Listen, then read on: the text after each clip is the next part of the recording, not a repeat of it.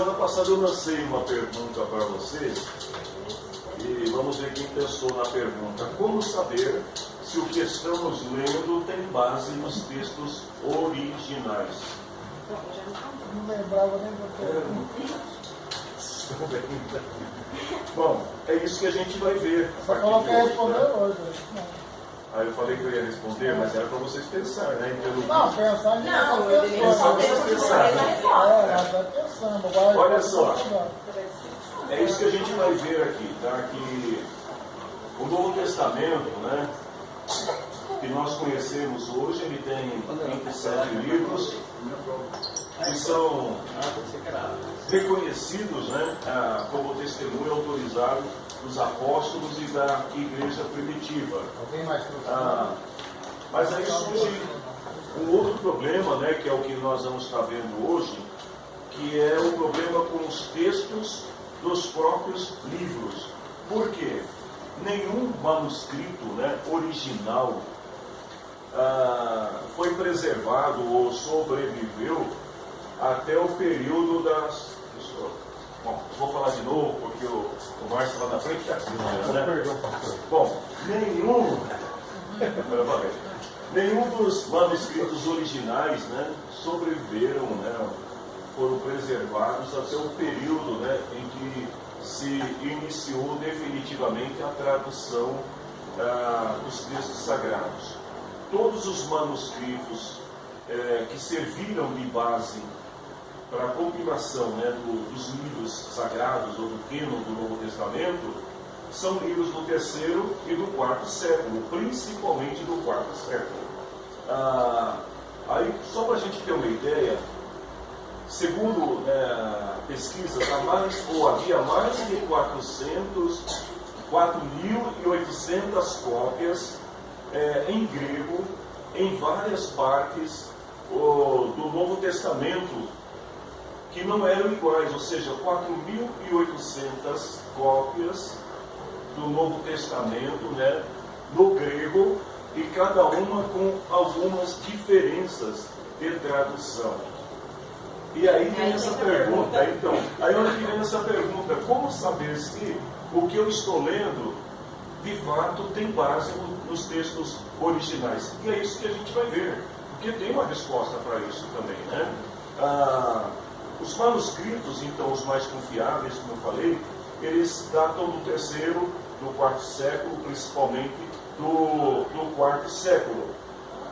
Mas, mesmo assim, esses manuscritos sendo também antigos, né, mas entre o 1º e o 4º século se passaram 300 anos, quase 400 anos de história. Então, o primeiro conjunto, né, de 27 livros que, reconhecidos até então, né, como sendo escrituras sagradas, que é do primeiro quarto do 4º século, ou seja, entre o período de 301 a 325. Já tinha se passado 300 anos aí, então, de história. Então, muita coisa acabou se perdendo também. Aí vem aquela pergunta, então, qual que é o melhor texto disponível? Se eles tinham, na época, mais de 4.800 traduções ou manuscritos, lembrando, a gente vai falar um pouco sobre isso, porque as traduções, elas tinham que ser feitas oralmente, e alguém ia transcrevendo, né? Então havia muitos erros, erros de fonética, né? Erros de erros gramaticais, né? Mais claro. Então havia muitos problemas em relação a essas cópias. Para a gente entender qual que é o melhor texto, né, disponível, mais próximo da original, a gente precisa tentar primeiro estudar alguns conceitos, estudar as fontes, né? Nós vamos falar um pouco hoje sobre a crítica textual, crítica da fonte, crítica da redação, né? Que a gente precisa ter todos esses crivos, todas essas ferramentas à disposição para a gente poder entender, compreender aquilo que nós estamos lendo. Então, vocês percebem que não é tão simples assim para um estudante da Bíblia, né? Ler um texto bíblico e simplesmente aplicá-lo. Ele precisa ter essas ferramentas à disposição. Primeiro, eu vou responder a pergunta, tá, gente? Mas antes de responder a pergunta, vamos entender um pouco mais de história. Quais eram os materiais utilizados para a tradução da Bíblia nessa época, dos primeiros séculos da era cristã? Nós vamos ver que não tinha imprensa ainda, então os materiais usados geralmente eram dois materiais, né? O papiro, que era mais recente, e o velino, né? que era uma espécie de produto, né? Que tinha origem no couro dos antílopes, que era mais resistente. Inclusive aquelas traduções da Septuaginta, né, elas foram feitas usando esse material, que tinha uma durabilidade maior. Porém, o papiro, a durabilidade dele era muito pequena, era limitada, por isso que com o uso, com o tempo, com a degradação natural, eles iam se perdendo. Antes disso, né, antes da utilização do velino, né, o ouro, do papiro, usavam também o barro, era uma outra forma também de manter as escritas. Agora, só para ter uma ideia do quanto isso era complicado, vamos imaginar, o que havia de mais moderno na época era o papiro. E eu peguei um exemplo aqui de 2 Tessalonicenses, que é uma carta pequena de Paulo, né? A carta de 2 Tessalonicenses, para transcrever ela, né? O livro de Paulo de 2 Tessalonicenses, olha, era necessário um rolo de 38 centímetros. Então, 38 está mais ou menos isso aqui, né? É um rolo, né? Mais ou menos assim, com quase 30 de largura por 38. Agora, isso era uma carta pequena. Outro exemplo, o Evangelho de Lucas. Qual a extensão do Evangelho de Lucas? 10 metros. Para ter só o Evangelho de Lucas. Toda a Bíblia, né, toda a Bíblia, Novo Testamento, os 27 livros da Bíblia, era mais ou menos 10 metros de papiro. E qual era a forma de armazenar isso, né? Era o rolo. Então eles usavam o rolo. Aí você imagina um rolo de 10 metros de papel. Aí o pastor, né, essa brincadeira, gente, não era assim, tá? Vamos imaginar que o pastor fala assim, vamos ler o Evangelho de Mateus, capítulo 2. O cara tinha que desenrolar 10 metros, imagina a igreja, todo mundo, aquele rolo para chegar no Mateus aqui, não dava, né? Então, por isso que haviam pequenas porções de livros e cartas, e aí as pessoas guardavam separado, porque na hora de abrir era uma loucura. Eu assisti no filme que quando desenrolava aqui, enrolava do outro lado. Dois lados. Sim, sim. Desenrolava. Mas eram as menores, agora está falando de 65 metros, né? De papel. Você imagine para você desenrolar 65 metros de papel. Entendeu? Que você desenrola e enrole. É muitos metros, né? São 2 rolos de papel higiênico. Mais um pouquinho ainda. Você desenrolar tudo para chegar onde você queria. Então, era muito difícil, muito complicado. Daí, então, a gente vai ver que surgiu... não, eu já ia falar do Codex, deixa para falar mais na frente. Porque depois surgiu uma outra forma, né, mais moderna, na época, de poder armazenar esses escritos. Fora isso, então, tinha o couro. Os primeiros escritos, então, usavam a forma de rolo, e era muito complicado, era incômodo demais, né? Em qualquer reunião pública, as pessoas ter que desenrolar o rolo. Tem até uns crentes pentecostal que ainda usa essa linguagem, né, de desenrolar o rolo de Jeová, né? Aquelas coisas. Isso aí. Desenrola aí o rolo, né? Porque na época, né? Mas só que Deus também, o nosso Deus é um Deus moderno, tecnológico, né? O nosso Deus hoje, ele não precisa desenrolar o rolo, né? Hoje ele aperta, entra e está tudo bem, né? As coisas avançaram. Mas durante o primeiro século, então a gente vê que começou a surgir uma outra forma de encadenar, né, esses materiais, que é o codex. O que era o codex? Eram pequenos tabloides, né? Então, ao invés de fazer o papiro na forma de rolo, eles começaram a fazer ele na forma de tabloides. Então, eles faziam, né, escreviam, o papiro era possível escrever dos dois lados do papiro, enquanto que o velino já não dava, porque uma parte era mais densa, então só dava para escrever de um lado. E aí eles juntavam aquilo e prendiam. É daí que vai surgir a ideia do livro que nós conhecemos até hoje. O nome dado na época era Codex, quer dizer, coleção de livros. Com essa nova tecnologia, as coisas começaram a melhorar, os cristãos começaram a ter mais possibilidade de armazenar essas informações. Mas tinha um outro problema sério também, que é a escrita. Qual era a forma de escrita que eles usavam? Primeiro, a forma antiga, mais comum, a gente chama de letras maiúsculas, né? O uncial, né? O formato uncial, que era as letras maiúsculas, né? Separadas uma da outra. Então, toda a tradução dos livros da Bíblia era um projeto de arte. Você imagine, tinha que escrever letra por letra, desenhadinha, né? Quem já foi no Museu da Bíblia já viu alguns protótipos, né? De como que era, um negócio bastante delicado. Então esse formato, ele prevaleceu por muito tempo, mas para traduzir era uma demanda imensa. E por isso surgiu na época um local onde os escribas se reuniam só para trabalhar com a tradução, aliás, com as escritas. Esse local onde os escribas trabalhavam vai dar origem mais tarde a dois locais de trabalho muito comum que a gente conhece hoje, que é o escritório e a gráfica. Na época eles chamavam de escritópitirium, alguma coisa assim. Deixa eu ver se eu marquei aqui em algum lugar. Escritórios, né?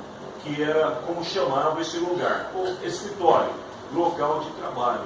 Então, nesse local ficavam os escribas e as pessoas que queriam contratar o serviço, né, para transcrever, para escrever o livro, procuravam um escriba. E aí tinha dois papéis que eles desempenhavam, né? O papel daquele que lia e o papel do que escrevia. Olha só, gente, como que era a questão do trabalho na época, né? Então o sujeito, ele pegava um livro e ele começava a ler pausadamente, enquanto o escriba ia escrevendo naquela paciência, naquela calma, cada letra, né? Nesse formato uncial. Como haviam algumas igrejas que eram mais pobres, poucos recursos, não dava para fazer uma tradução de qualidade, então os escribas começaram a desenvolver uma outra técnica que a gente chama de letras de caixa baixa, né? Que é a letra maiúscula, mas era a letra menores, né? E elas eram interligadas umas com as outras. É o sistema cursivo, que mais tarde a gente passou a chamar de manuscrito ou escrita à mão, que vai dar origem ao que a gente chama hoje de letras de mão, né? Ou que é escrever à mão. As letras, elas eram maiúsculas, mas com o passar do tempo elas foram perdendo aquela forma, né, uncial, e foram ficando mais cursivas, foram emendando uma na outra, e daqui a pouco surge uma nova forma de escrita. Agora vocês imaginem a tradução disso, como que era complicado. Então o que nós vemos? Que havia muitos erros na hora de escrever nesses escritórios, porque você tinha a figura do escriba ouvindo, a figura do que estava falando, lendo para ele, né? E ao mesmo tempo você tinha a figura, às vezes, do contratante, que estava dizendo, não, muda essa palavra, não escreve assim, não é assim. Então era um negócio muito complicado. Nesse período a gente vai ver que dois problemas comuns aconteciam. O primeiro problema é o da mão, do olho e do ouvido. Ou seja, a questão da transcrição. Como assim? Primeiro, o que você diz? Se pegasse um orador que tinha problemas fonéticos, né, um problema de fala, então imagina, ele poderia trocar uma letra por outra. Então, de repente, trocar o T pelo T, né? Eu quando era criança, eu já falei ela, né? Criança. Então já ia sair, o cara ia escrever ela, e ela é uma coisa, era é outra coisa. Mas eu tinha um problema muito sério, eu trocava muito o L pelo R, né? E quando eu era criança até eu ficava irritado, porque os adultos ficavam, fala o nome do pastor da tua igreja, eu, Paulo Leiva Macarão. Aí fala de novo, Paulo Leiva Macarão. Mas não era Paulo Leivas Macalão, né? Então, essas pequenas mudanças, né, distorções nas falas, isso gerava um problema muito sério na hora da tradução. O problema também, né, pastor? Por exemplo, as cartas de Paulo, elas foram muito ditadas por Paulo e escritas por Ananias, se não me engano, né? Não, o Paulo, por muitos, né? Filemão, por exemplo, Lucas. Mas ele ditava e eles escreviam. A maioria porque ele tinha um problema seríssimo de vista. Mas com relação a Paulo, ainda vamos pensar que estava partindo da fonte, né? Original. Mas o problema não era o Paulo, o problema é depois o cara que ia traduzir a carta que o Paulo escreveu para outra igreja. Aí começava essa questão do olho, né? A iluminação da época, como que era a iluminação da época? Então, aquelas janelas pequenas, os ambientes escuros, e o camarada tentando ler, e aí de repente, esse é um D, esse é um B, põe dele aí, porque as letras eram. Então, haviam esses problemas que eram muito comuns, né? O ouvido poderia ouvir o som de uma palavra, e o copista, depois de escrever uma palavra diferente, que tinha o mesmo som. Então, uma letra mudava totalmente. Como eu falei para vocês, uma coisa é você dizer era uma vez, e outra é você dizer ela uma vez. Quer dizer, ela, eu estou me referindo a uma pessoa, né? Então já faltou um personagem, né? Faltou um para, como é que se diz? Para ler o texto e ver se foi correto. Né? Calma, vai chegar lá, não vou chegar lá. Depois mais na frente houve a necessidade sim, de ter o que corrigia, por isso que muitas traduções antigas, né, que até tem no Vaticano algumas, elas contêm essas notas de rodapé, que são dos que faziam depois a correção, só que não dava para apagar e escrever em cima, né? Então eles não tinham esse sistema de correção. Então, como que eles faziam? Eles criavam notas embaixo para justificar os erros que aconteciam. Então, outro detalhe, o segundo erro que acontecia é o erro da mudança intencional. E esse era grave. Porque eles pegavam o texto, mas dependendo do contexto, né, do ambiente onde aquela igreja estava inserida, uma determinada palavra poderia ter um outro sentido, uma outra conotação, ou às vezes a própria cultura de quem encomendou o serviço queria que mudasse aquela palavra. Então, é só um exemplo, gente, não estou dizendo que seja isso, tá? Mas aí Paulo fala assim, o que não é bom que a mulher tenha o cabelo cortado, é isso? Não, o homem tem o cabelo crescido, né? E de repente, vamos imaginar que caiu um bichinho dentro. Aí derrubou. Aí vamos supor que Paulo tivesse dito, não é bom que o homem tenha o cabelo curto, mas o cara falou, não, põe crescido aí que é melhor. É só um exemplo muito simples assim para a gente entender de como poderia acontecer. Então são os erros de mudança intencional. Agora, como que a gente faz? Aí eu volto àquela pergunta inicial. Diante de tanta erro daqui, erro dali, né? Erro de tradução, como saber se este livro que nós estamos lendo, isso aqui, ó, a gente chama de Bíblia Sagrada, é de fato a fonte, né, verdadeira? Já parou para pensar nisso? Será que é a nossa que está certa? Ou é a Bíblia dos Mormons? É Testemunho de Jeová? Existem Bíblias em outras versões diferentes. Como saber, né? Gente, o negócio é bem complicado, mais sério do que a gente imagina. Bom, o que a gente vai ver? Que uma das formas de saber se aquele escrito realmente ele tinha base, ele foi subtraído, vamos dizer assim, ou transcrito da fonte original é a questão da apostolicidade do livro. Quem escreveu, quando escreveu, em que contexto escreveu, esse é um dos que a gente tem que ver. Mas outras coisas que a gente tinha também que tem que considerar, que os escribas que faziam as traduções, eles consideravam, primeiro, a questão do contexto histórico, a harmonização dos textos e também as alterações doutrinárias que tinham de um texto para outro. Só para a gente ter uma ideia, tá? E para deixar vocês tranquilos em relação à Bíblia, tem uma pesquisa, né, que diz o seguinte, que o Novo Testamento, uma em cada 8 palavras está sujeita a algum tipo de erro. Uma a cada 8 palavras do Novo Testamento. Vocês querem um exemplo muito claro? Ontem eu preguei aqui na igreja o poder da comunhão. Vocês não têm ideia do quanto que eu tive que cavar para poder encontrar subsídios, né, base bíblica para aquilo que eu estava falando. Por quê? Quando você pega a revista NTLH, ela substitui a palavra comunhão por unidade, outra hora ela substitui por participação. Aí quando você pega as versões mais antigas, eu fui na Reina Valera, na King James, para pesquisar, para buscar, todas as outras, elas deixam bem claro a divisão de união e de comunhão. Da NTLH, para tornar a linguagem mais acessível, mais popular, eles simplesmente subtraem, eles tiram essa palavra e colocam outra palavra, que tem um sentido parecido, né? Mas só que a pessoa, o leigo, quando lê, até você explicar para ele, vai ser complicado.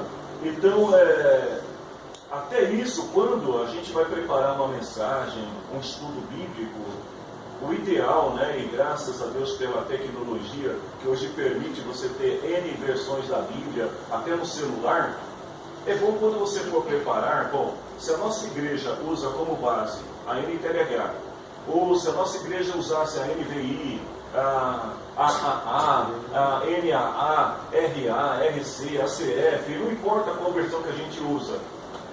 Mas o legal é quando você vai preparar, você fazer uma comparação com todos os textos, para ver se realmente aquilo que você está dizendo tem base, tem sustentação ou não, para não incorrer no erro, e de repente, às vezes por uma falha de tradução. Esses erros são graves? Não, não são erros graves.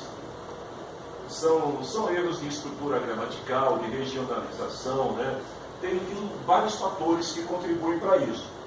Então, a maioria desses erros aí, a gente chama de questões triviais de ortodoxia. Ou seja, são erros triviais.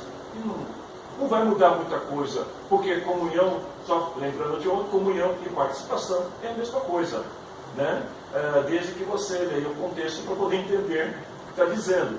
Mas é basicamente a mesma coisa. Porém, é muito complicado quando você está falando de comunhão, aí você pega e fala de participação. Aí a pessoa, mas ele está falando de comunhão ou de participação?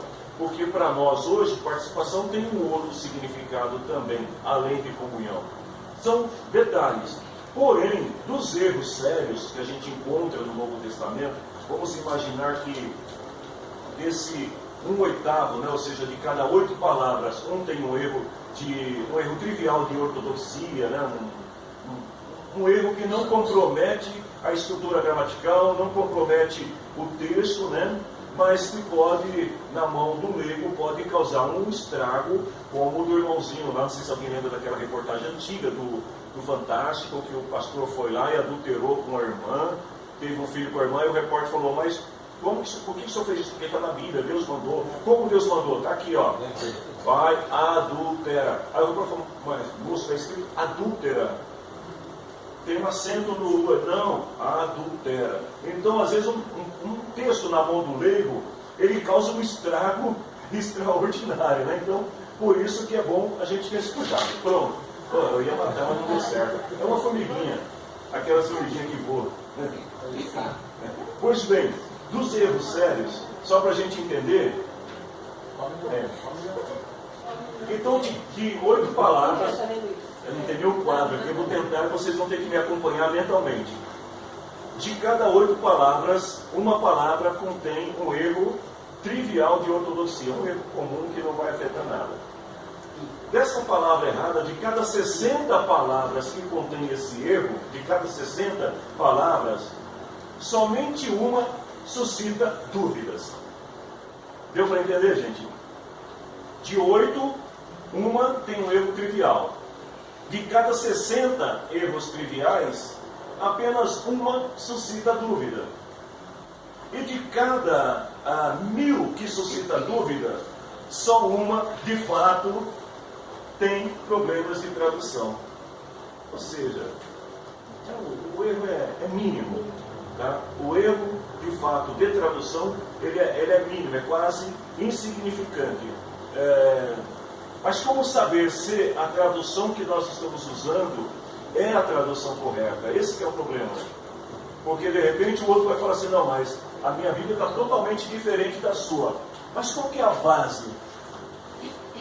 A gente vai ver na história, nós falamos sobre isso aqui, que a base que nós usamos, né, é a Septuaginta, que é o texto mais antigo, né, encontrado, o manuscrito mais antigo, inclusive a Igreja Católica, ela, segundo os historiadores, né, o Vaticano, eles têm uma versão da Septuaginta e outra da Vulgata, das mais antigas, que são os textos mais antigos. Aí alguém vai dizer assim, tá bom, mas a Septuaginta, ela não é a fonte primária, ela não é a origem de tudo, né? A Septuaginta já é uma tradução de outra tradução. A Vulgata é a tradução de outra tradução, então ela não é original. Aí entra alguns manuscritos que têm sido encontrados pela arqueologia e que eles acabam servindo também de base de estudo para comprovar se aquele texto que está sendo usado, ele se identifica com as pequenas porções encontradas até então pela arqueologia. Deu para entender, gente? Não é complicado, né? A Bia fez sim, mas não é. Pois bem, os manuscritos gregos, por exemplo, né? A maior base, né, que a gente tem, né, de textos são os manuscritos gregos. Vamos considerar que hoje já foi encontrado mais de 5.000 pequenas porções da Bíblia, de manuscritos do grego, mais de 5.000 pequenas porções. E vez ou outra estão encontrando algumas em bom estado de preservação, outras nem tanto, mas eles conseguem extrair pequenos textos, mesmo daquelas que não estão tão bem preservadas, e depois, se comparada com as traduções que nós usamos como fonte para a nossa tradução na nossa língua, nós vamos ver que elas são similares, elas têm uma ligação, uma proximidade, uma harmonia muito grande. Outros, sim, que a gente tem que ver, são as classificações desses manuscritos. Como e aí a gente vai ter que voltar um pouco na história da Igreja Católica para nós entendermos isso, porque ela é a detentora da maior parte desse acervo histórico da Bíblia, que são os manuscritos. Então eles dividiram esses materiais que são encontrados em pequenos grupos. Esses grupos, para a gente ter uma ideia aqui, o que eles fazem? Eles procuram separar aqueles que têm uma semelhança maior com o outro para o 7º século. Aí depois disso tem outros mais recentes também, outros grupos de manuscritos. Esses textos são as bases, né, usadas para a tradução da Bíblia que chegou até nós. Então, se alguém perguntar, né, como que eu vou saber se o que eu estou lendo tem base nos textos originais? Nos textos originais, não, mas nos textos próximos dos originais, sim. Então, e existem ainda alguns estudos, né, em relação a isso. Por exemplo, como que eles fazem para saber se verdadeiramente esses textos eles são antigos, se eles fazem parte de determinado grupo ou não. Aí entra a questão das críticas. Os estudiosos, por exemplo, né, eles trabalham a crítica textual. O que é a crítica textual? Primeiro, eles procuram ver o quão aproximados os textos estão do mais antigo. Então, dependendo da linguagem que é usada, e aí a gente vai perceber quando chegar em Marcos. Eu quero chegar em Marcos hoje, irmão Lauro, porque eu vou mostrar para você que Agostinho não concorda com o que você falou, que Mateus e Lucas foi extraído de Marcos. Agostinho tinha uma ideia totalmente diferente. Mas depois eu vou apresentar para você outros teólogos que concordam com o que você disse. Por quê? Os textos, eles vinham, eram escritos em épocas diferentes, a linguagem era diferente. Eu vou pegar um exemplo. Outro dia teve uma irmã aqui que ela estava brincando com os adolescentes aqui, porque o menino me chamou de você, né? E aí ela brincando, ela falou, menino, você está chamando o pastor de você? Você tem que chamar o pastor de senhor. Ele falou, por que eu tenho que chamar você de senhor? Menino, mas é que as pessoas mais velhas, a gente chama de senhor, né? Aí eu falei, irmã, de fato, a gente chamava as pessoas mais velhas de senhor, mas a geração de hoje é você.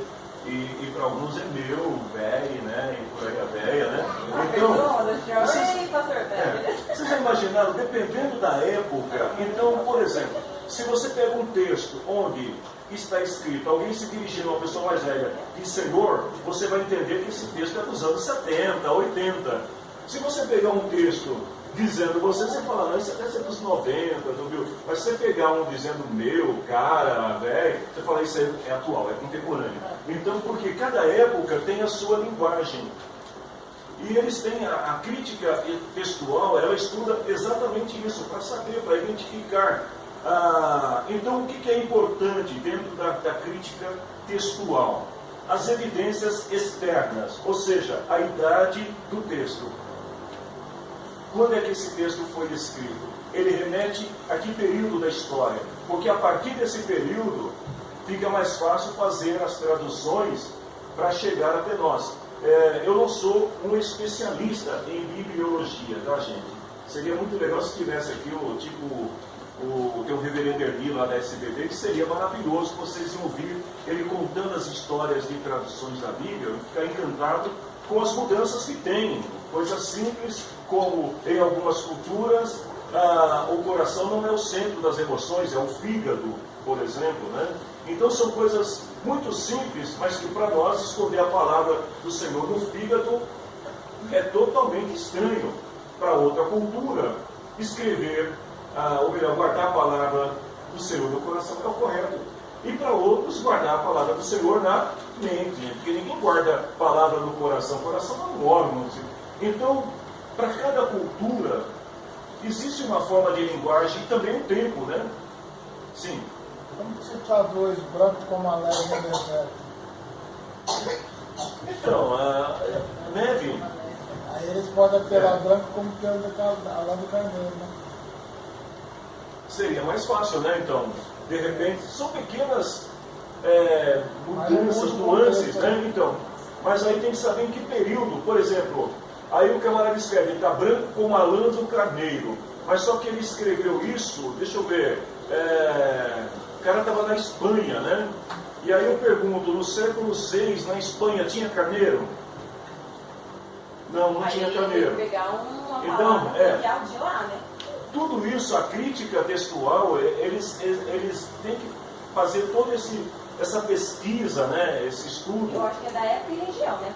Da época, região, tudo, né? Então, olha, só para ter uma ideia, os manuscritos mais velhos podem ser mais isentos de erro de transcrição.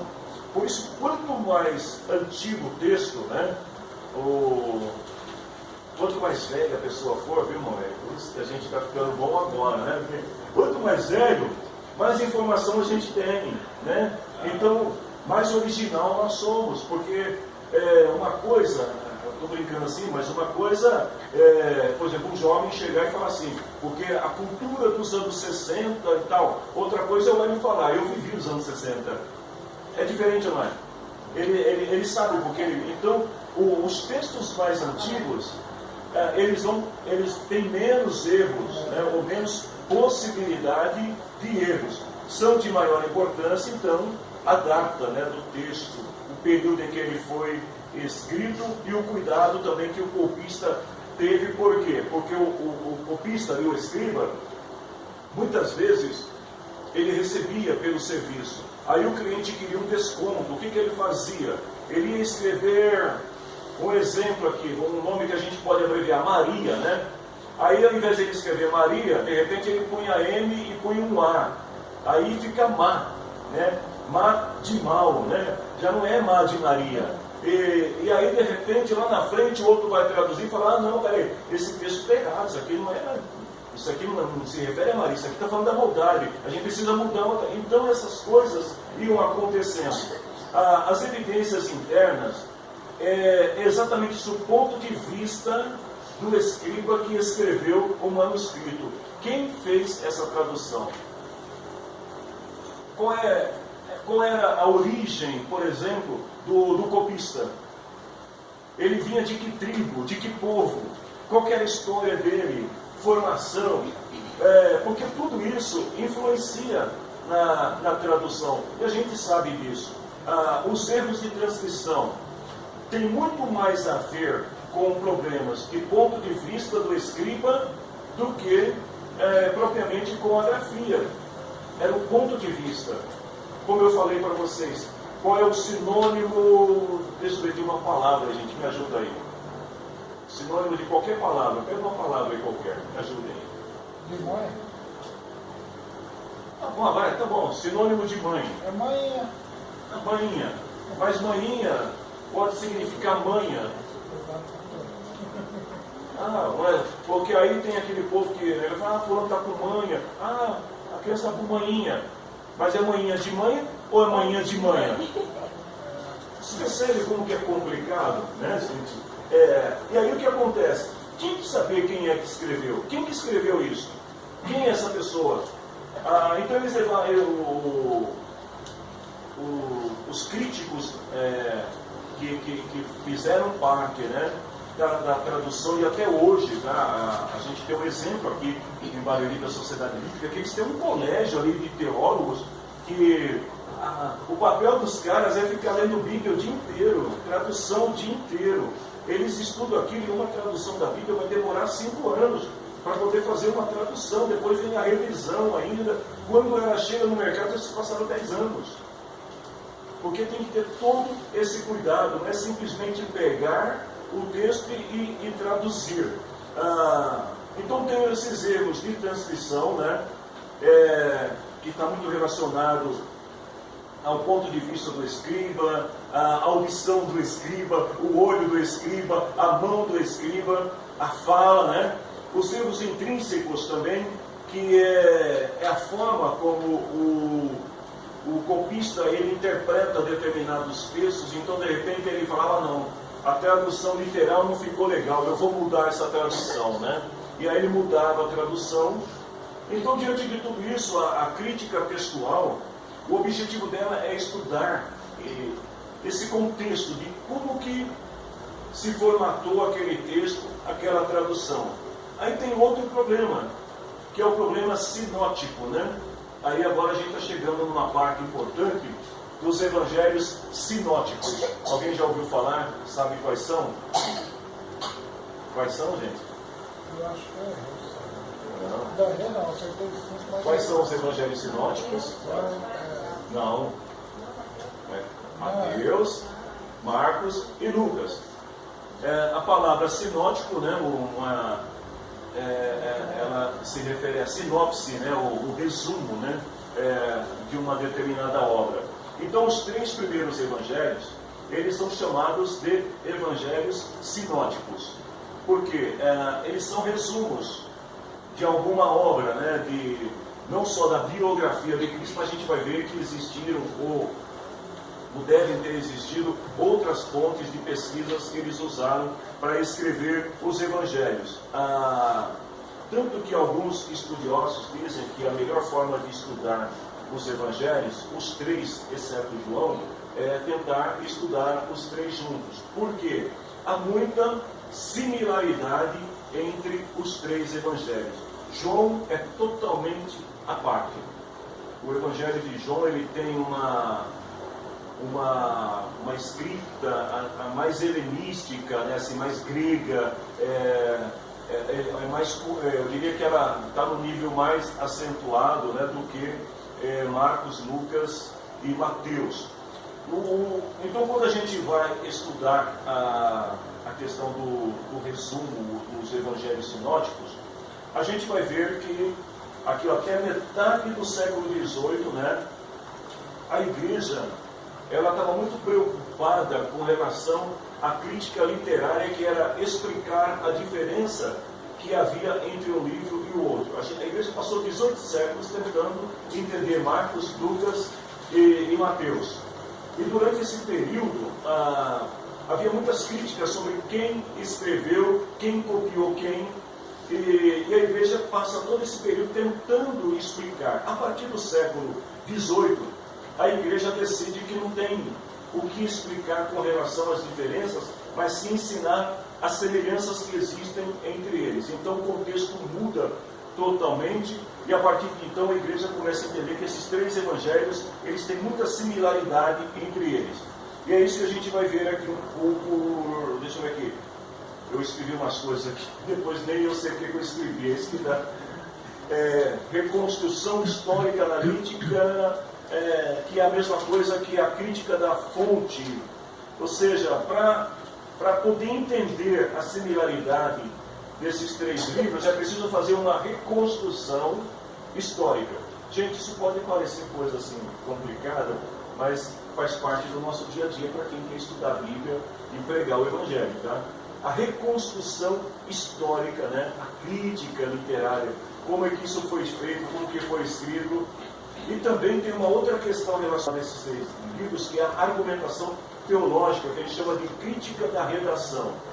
Por que embora existem muitas passagens iguais em Mateus, Marcos e Lucas, mas há pequenas diferenças, elas não estão na mesma ordem, e algumas, por exemplo, Mateus e Lucas, as passagens estão mais completas do que a de Marcos. E aí vem aquela pergunta, né? Se Mateus e Lucas copiou de Marcos, por que eles acrescentaram ou adicionaram o extra? Não seria o caso de Marcos ter copiado deles? É uma pergunta. Mas quando a gente lê um trecho da Bíblia, a gente tira um versículo. Imagina um versículo, a gente pode fazer uma pregação. Se a pessoa que copiou, ela leu, mas ela interpretou, e a interpretação dela completou. Essa é muito mais complexa do que isso. Você pode criar uma exegese a partir de um versículo, mas aí que entra o problema. É quando alguém pega um texto, né, mas não analisa todo o contexto, que às vezes a pessoa quer aplicar aquele texto ao contexto dela e não ao contexto histórico, bíblico. Vocês têm para entender. Aí a pessoa pega aqui, não, eu tenho que falar sobre tal coisa, esse texto aqui encaixou. Mas às vezes não tem nada a ver com... Isso aí me cheira a plágio. Plágio. Por exemplo, você pega o texto para falar que fui eu que fiz, coloco mais 2 versículos, mais complemento com mais 3, falo que é meu. Não é saudável, é claro. Geralmente a gente pega um versículo para poder servir como base, né? Para a base, né, da exegética daquilo que você vai pregar. Mas tem que se ter o cuidado para não fugir também do contexto. Sim, pastor, mas isso aconteceu com esses 3 evangelhos? Tipo, leram lá em Marcos, aí dali saiu, ele viu o contexto, e do contexto saiu a exegese dele e não mais completo. Mas é bem complicado isso aí, né? De repente Marcos fala que tinha um cego no caminho, aí Mateus escreve que tinha 2, de onde que ele tirou o outro? É meio... Mas será que os dois estão falando do mesmo cego? A época, o nome, a semelhança, a cidade, né? Não sei que na mesma cidade havia 2 ruas com o mesmo nome, 2 bairros. Isso eu estou brincando, né? Mas assim, as coisas não eram como hoje. Mas assim, 2 ruas com o mesmo nome, com o mesmo bairro, 2 cegos da mesma idade, fazendo a mesma coisa, falando a mesma coisa. Vai ver que um viu num dia, outro viu no outro dia, pastor. E tem um porém, pode ser que o que o escritor escreveu só voltou um para agradecer, mas os outros 2 voltaram. Então, nós vamos chegar lá. Eu estou contando essas historinhas assim para poder não adiantar o conteúdo, né? Mas nós vamos chegar lá. O que a gente vê? Primeiro, o problema sinótico, né, o problema do resumo, que vai entrar em foco aqui, é em relação, por exemplo, à estatística. O que é estatística? Números de comparação entre um livro e outro. Exemplo, 95% mais ou menos, entre 94% e 95% do Evangelho de Marcos é reproduzido em Mateus e Lucas. Ou seja, quase que 100%. Só para ter uma ideia, eu fiz uma continha aqui rápida. Marcos tem 661 versículos.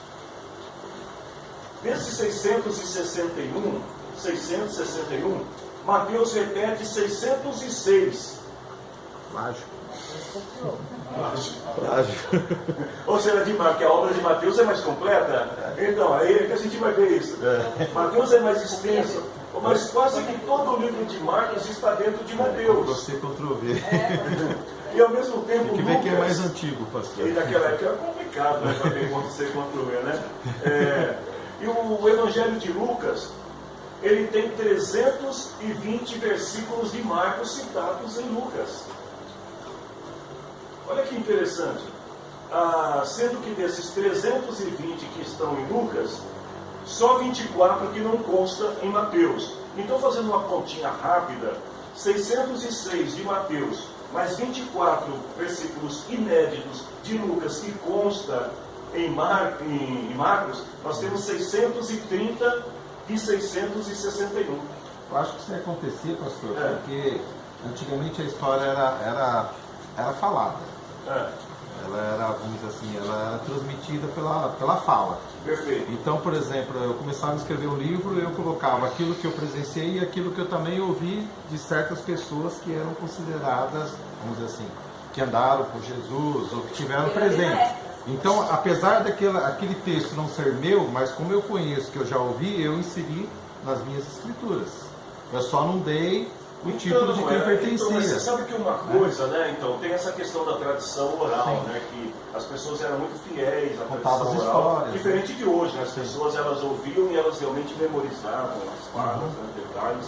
Tanto que no começo de Lucas ele fala, né? Que ele juntou... Calma, que eu vou chegar. Irmão Mauro, você ficar quieto, por favor. Eu vou chegar em Lucas. Gente, eu vou falar essa parte de Lucas. Nós vamos chegar lá. Mas voltando aqui, só para a gente entender, né? Um outro detalhe importante é que 93%, para ser precisa, que agora tem a conta certa, é encontrado, de Marcos é encontrado em Mateus ou em Lucas. 58% de Mateus e 41% de Lucas é encontrado em Marcos. Ou seja, você tem uma porção muito maior de Marcos nos dois livros do que dos dois livros em Marcos. Com relação a João, é diferente. Apenas 8% do livro de João consta no livro de Marcos. Por isso que João é totalmente um livro à parte, né? Outra coisa interessante é que Mateus e Lucas, eles compartilham 250 versículos idênticos ao de Marcos. Ou seja, você vai encontrar em Mateus e Lucas 250 versículos iguais nos dois livros que também estão em Marcos. Então, aí eu pergunto a vocês, quem copiou quem?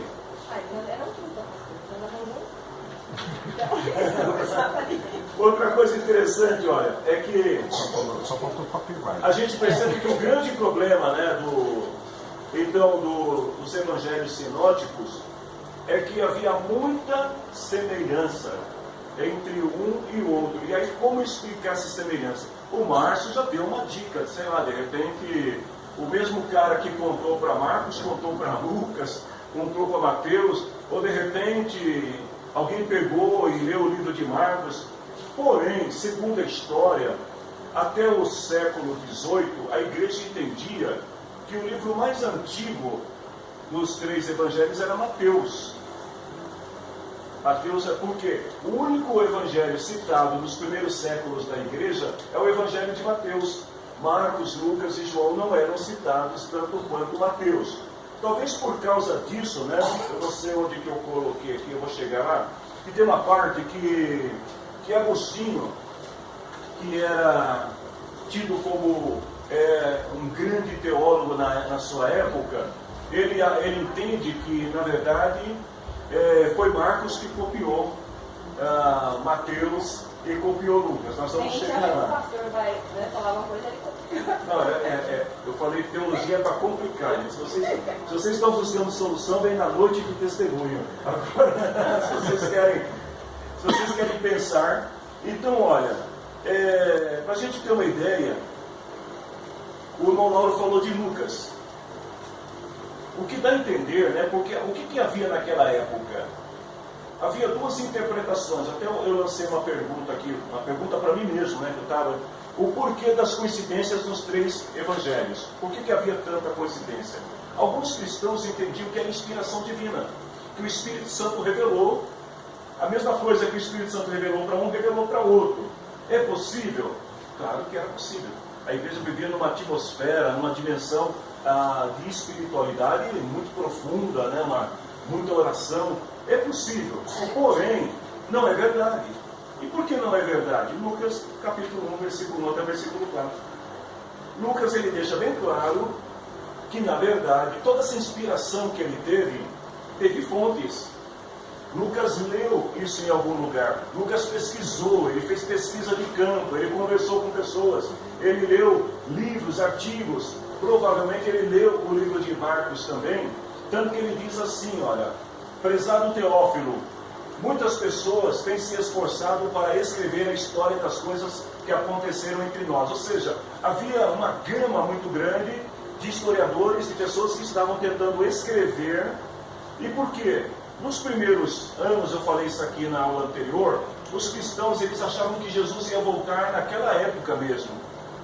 Só que quando os pais da igreja começaram a envelhecer e morrer, os cristãos falaram, olha, a vinda de Jesus não é para agora. Não é agora que ele vai voltar. E aí houve aquela preocupação de registrar a história para que ela pudesse postergar, né, postergar não. Eu queria falar a palavra posterior, mas não estou encontrando uma conexão dela. Mas eles precisavam transcrever essa história para gerações posteriores, perpetuar a história. Então, havia muitos, e Lucas diz, olha, tem muita gente escrevendo o que aconteceu. Elas escreveram o que foi contado, tradição oral. As pessoas contavam nas praças, nas ruas, nas casas, o que foi contado por aqueles que viram essas coisas desde o começo e anunciaram a mensagem do Evangelho. Está falando dos primeiros cristãos. Portanto, excelência, eu estudei com todo cuidado como foi que essas coisas aconteceram. Lucas, ele é mais criterioso. Lucas, ele tem essa preocupação de consultar fontes, de ter pesquisa de campo antes de escrever. Aí eu diria com isso, então, que o Evangelho de Lucas é mais confiável do que o de Mateus e o de Marcos? É uma pergunta, tá, gente? Eu não estou respondendo. Portanto, ele diz assim, achei que seria bom escrever tudo em ordem para o Senhor. Por que há diferença em relação aos relatos de Mateus para Marcos e para Lucas? Porque Lucas, ele tenta descrever isso numa ordem cronológica para facilitar a compreensão. E aí ele diz assim, a fim de que o Senhor pudesse conhecer toda a verdade. Então que a gente entende que Lucas teve acesso a fontes, não só a fonte. Lucas, ele não só estuda Marcos e ele copia a parte de Marcos, mas a história vai mostrar...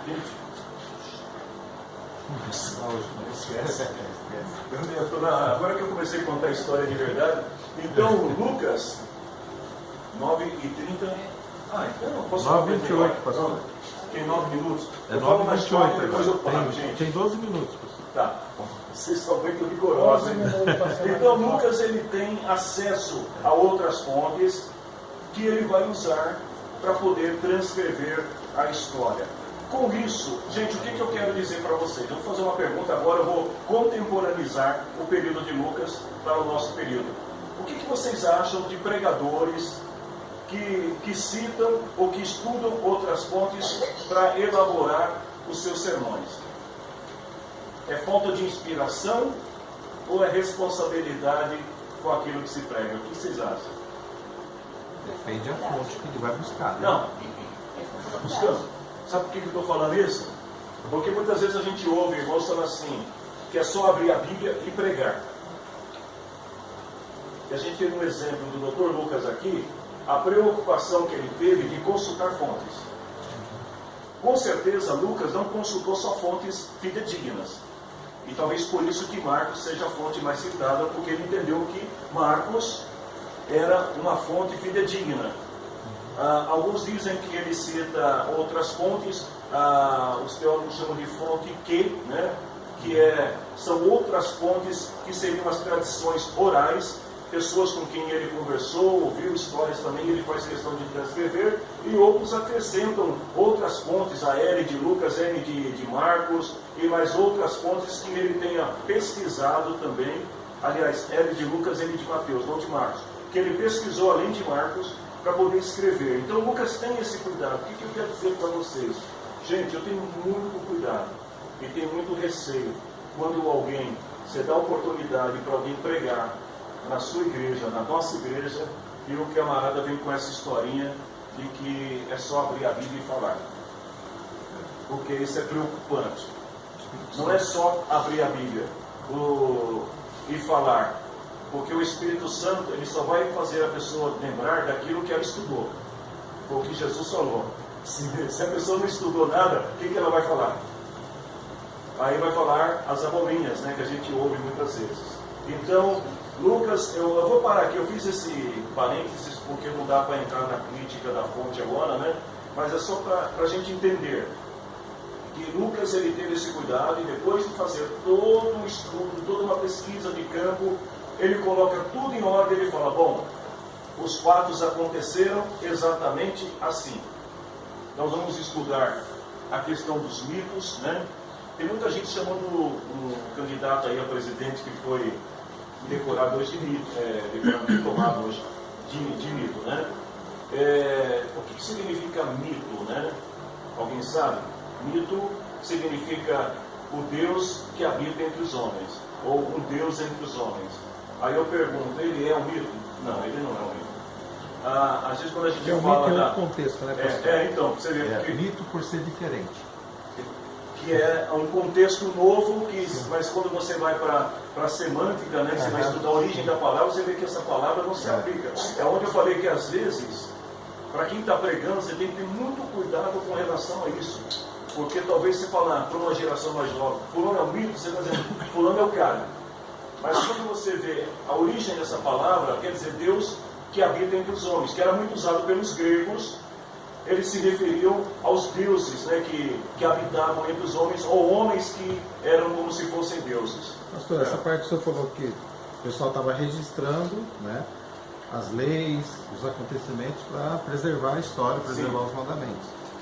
Esse é o fato que foi, por exemplo, a biblioteca de Alexandria, ela foi incendiada justamente para tentar apagar essa história. Para tentar apagar a história. Por isso que a maioria da Bíblia não se encontra hoje, porque queimaram os pergaminhos. Não sobraram muitas coisas, e durante o período de perseguição dos cristãos, e depois também os judeus que foram perseguidos, né, eles tiveram que esconder, então, livros, porções dentro de potes, nas cavernas, que hoje estão sendo encontrados por aí como uma forma deles preservarem os escritos, senão a Bíblia não teria chegado até nós. Gente, vamos parar por aqui. É uma pena, né, que eu vou, na verdade a gente só vai estudar de novo isso agora em janeiro, mas quando nós entrarmos em janeiro, a gente já vai começar estudando também os evangelhos, vai terminar com essa parte da crítica da fonte, da redação, né, e já vamos partir para o estudo específico dos livros do Novo Testamento, tá? Só que a gente não vai também estudar versículo por versículo, porque quem está na escola dominical aqui sabe que para estudar Efésios a gente demorou 10 meses, eram só 6 capítulos, né? Imagina estudar todo o livro, né, capítulo, versículo por versículo, a gente vai demorar 20 anos para terminar. Então nós vamos só estudar os livros, né, para entender, para depois entrarmos em outras matérias que são importantes também. Na semana que vem, é a última aula desse ano, eu vou trazer a avaliação até onde nós estudamos, vou disponibilizar esse material até onde nós estudamos também. Provavelmente amanhã ou depois de amanhã já está no ar para vocês. E na segunda-feira que vem, eu não vou abordar esse tema Novo Testamento. Porque na segunda-feira que vem, como eu falei na reunião, a gente vai convidar também mais algumas pessoas e eu vou apresentar o modelo, né, de ensino bíblico dominical, né, discipulado através da escola bíblica, e só esclarecendo mais uma vez que não tem nada a ver com o discipulado nível 1 que nós aplicamos na igreja, é uma outra forma, né, através do EBD. E aí eu vou apresentar isso para todos vocês, e é importante que todos vocês que estão aqui conheçam, porque vocês estão passando pelo treinamento de líderes e precisam entender também como é que funciona isso, tá bom? Deus abençoe vocês. Se vocês quiserem a semana que vem, pode trazer um salgadinho, que a gente aceita de bom coração, né? Pode trazer um suco, um refrigerante, para terminar o ano, né? Um clima de festa.